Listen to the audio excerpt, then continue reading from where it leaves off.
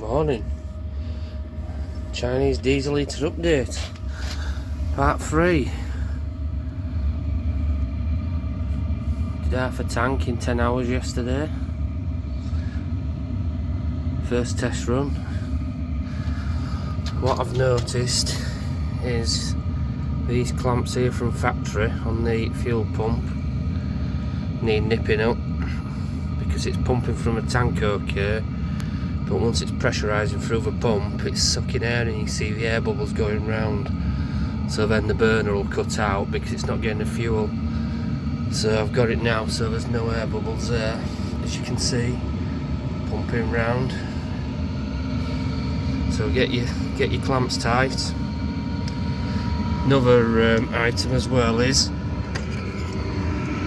this air filter that comes on the end only comes with these slots in here, which is quite restrictive. So as you can see, I've drilled a load of 6mm holes in it to help it breathe and suck the air on the air intake. The third item,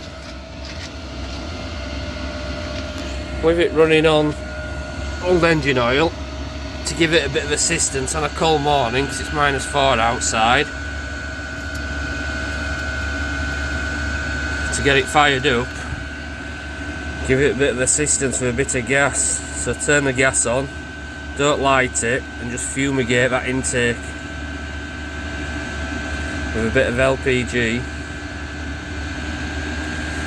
It'll help get the burn going, started. Only do it for a few seconds and it'll get it lit. Job's a good one. Part 3 update. Over and out, stay tuned.